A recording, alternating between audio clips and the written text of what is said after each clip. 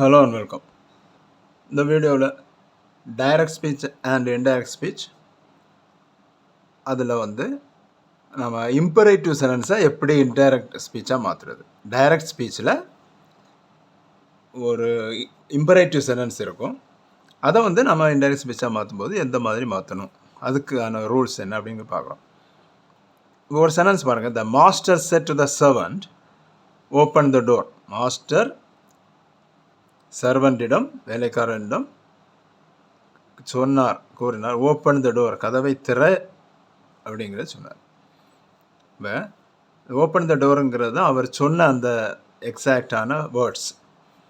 அது கொட்டேஷனுக்குள்ளே இருக்கும். அதை நம்ம மாற்றும்போது த மாஸ்டர், த செட் டூவை நம்ம ஸ்டேட்மெண்ட்னா நம்ம டோல்டாக மாற்றணும். இதில் முதல்ல என்ன பார்க்கணுன்னா, இந்த உள்ளே இருக்கிற சென்டென்ஸை ஓப்பன் த டோர் அப்படிங்கிறது, இப்போ மாஸ்டர் சர்வன்ட்கிட்ட ஓப்பன் த டோர்னு சொன்னால் அது எந்த மாதிரி டோனில் சொல்லியிருப்பார், எந்த தொனியில் அவர் சொல்லியிருப்பார். ஒரு உத்தரவிடும் தொனியில் தான் அவர் சொல்லியிருப்பார். மாஸ்டர் கெஞ்சி கேட்க மாட்டார், அது ஒரு உத்தரவு.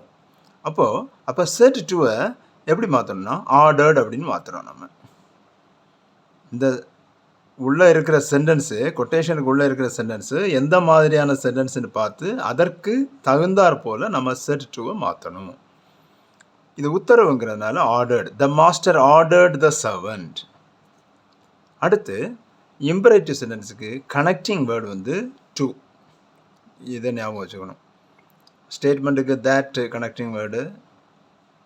கொஸ்டின் சென்டென்ஸுக்கு நம்ம எஸ்ஆர்னோ டைப்புக்கு இஃப் இல்லைன்னா வெதர். கொஸ்டின் வேர்டு கொஸ்டினுக்கு அந்த கொஸ்டின் வேர்டே பார்த்தோம். இம்பரேட்டிவ் சென்டென்ஸில் கனெக்டிங் வேர்டு டு. அப்போ இந்த சர்வெண்ட்டுக்கு அடுத்தது டு போட்டுட்டு அப்படியே ஓப்பன் த டோர் அப்படியே எழுதிட வேண்டியதுதான். இம்பரேட்டிவ் சென்டென்ஸுங்கிறது சப்ஜெக்ட் அண்டர்ஸ்டுட் சப்ஜெக்ட் இருக்காது. அதில் ஒரு வெர்பு தான் இருக்கும். வெர்பு மட்டும் இது பண்ணாலே அது ஒரு இம்பரேட்டிவ் சென்டென்ஸ் தான். ஓப்பன் த டோர், கதவை திற. இப்போ மாஸ்டர் சர்வன்டிடம் கதவை திறக்குமாறு உத்தரவிட்டார், அவ்வளோதான். அடுத்த sentence. The doctor set to my friend. Doctor என்னுடைய நண்பனிடம் கூறினார். என்ன எழுதுனா டோன்ட் ஸ்மோக். இது என்னன்னு பாருங்கள். உள்ளே இருக்கிற சென்டென்ஸ் என்ன மாதிரியான சென்டென்ஸ்? டோன்ட் ஸ்மோக் அப்படின்னா அது ஒரு இம்பரேட்டிவ் சென்டென்ஸ் தான். இது negative sentence. do not smoke negative சென்டென்ஸாக இருக்குது. அப்போ என்ன பண்ணணும்? த டாக்டர் செட் டு எப்படி மாறும்? டோன்ட் ஸ்மோக்னா அது என்னது? டாக்டர் நண்பனிடம் டோன்ட் ஸ்மோக்னு சொன்னால், புகைப்பிடிக்காதுன்னு சொன்னால் அது என்னது? அது ஒரு அட்வைஸ், டாக்டர்ஸ் அட்வைஸ் அது. அப்போ செட் டு எப்படி மாறும்? ஆர்டர்டுன்னு மாறாது. Doctor cannot advise my friend, I cannot order my friend. Doctor need not request my friend. Request பண்ணவும் தேவையில்லை, உத்தரவிட முடியாது. அது டாக்டர் என்னுடைய நண்பனிடம் டோன்ட் ஸ்மோக்னு சொன்னது என்னது? அட்வைஸ். அப்போ the doctor advised my friend. அடுத்தது கனெக்டிங் வேர்டு டு இருக்குது. அதுக்கு முன்னால் இது நெகட்டிவ் சென்டென்ஸுங்கிறதுனால அந்த டூக்கு முன்னால் நாட் போடுறோம், அவ்வளோதான். இதுக்கு முந்தின சென்டென்ஸில் டூ மட்டும் போட்டோம். இது நெகட்டிவ் சென்டென்ஸுங்கிறதுனால நாட் போடுறோம். அப்படி நாட் டு ஸ்மோக், அவ்வளோதான். நாட் டு ஸ்மோக் அந்த வேர்பை அப்படியே எழுதிட்டா போதும். The doctor advice my friend not to smoke. 2 sentence பார்த்துருக்கோம். அடுத்து மூணாவது ஒரு சென்டென்ஸ் பார்க்கலாம். த old lady said to me. Old lady என்னிடம் கூறினார் என்ன? Please take me to the hospital. தயவு செய்து என்னை ஹாஸ்பிட்டலுக்கு கூட்டிக் கொண்டு போங்க அப்படின்னு சொன்னார். அப்போ இது please take me to the ஹாஸ்பிட்டலுங்கிறது ஒரு இம்பரேட்டிவ் சென்டென்ஸ். இப்போ பார்ப்போம். The old lady said to எப்படி மாறும்? Please take me to the ஹாஸ்பிட்டலுங்கிறது என்ன டோனில் இது பண்ணது? உத்தரவில்லை. ப்ளீஸ் தயவு செய்து அப்படிங்கிறது ரிக்வெஸ்ட், அது ஒரு கோரிக்கை. கோரிக்கையாக வைப்பது, கெஞ்சுவது, கேட்பது, கெஞ்சி கேட்பது, பணிவாக கேட்பது. அப்போ அதுக்கு ஆன வார்த்தை என்னது? ரிக்வெஸ்டட், அவ்வளோதான். த ஓல்டு லேடி ரிக்வெஸ்டட் மீ. அடுத்தது ரிக்வெஸ்டட் மீக்கு அப்புறம் கனெக்டிங் வேர்டை போடுறோம் டு.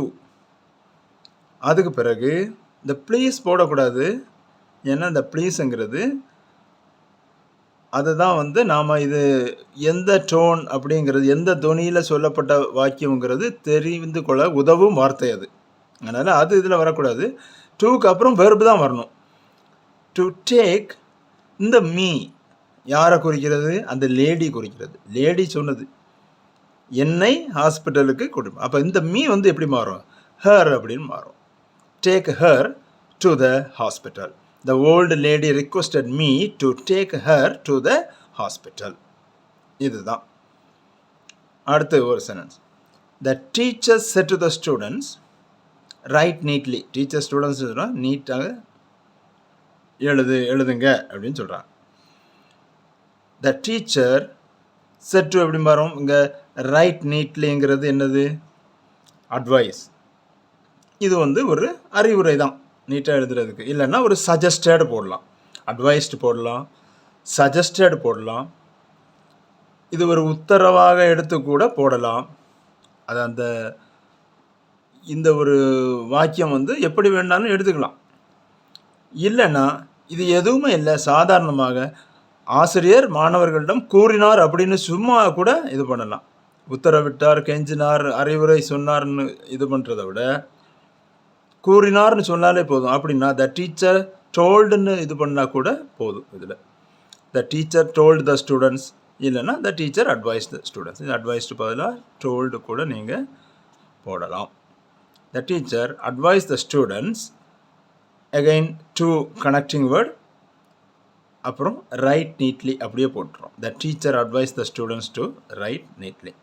இம்பரேட்டிவ் சென்டென்ஸ் வந்து டைரக்ட்லேருந்து இன்டைரக்ட் ஸ்பீச்சாக மாற்றுறது ரொம்ப ஈஸியான விஷயம். இது ஒரு சின்ன ரூல் தான். கனெக்டிங் வேர்டு மட்டும் ஞாபகம் வச்சுட்டா போதும். நீங்கள் இந்த மாடலில் எந்த சென்டென்ஸ் வேணாலும் நீங்கள் செஞ்சிட முடியும்.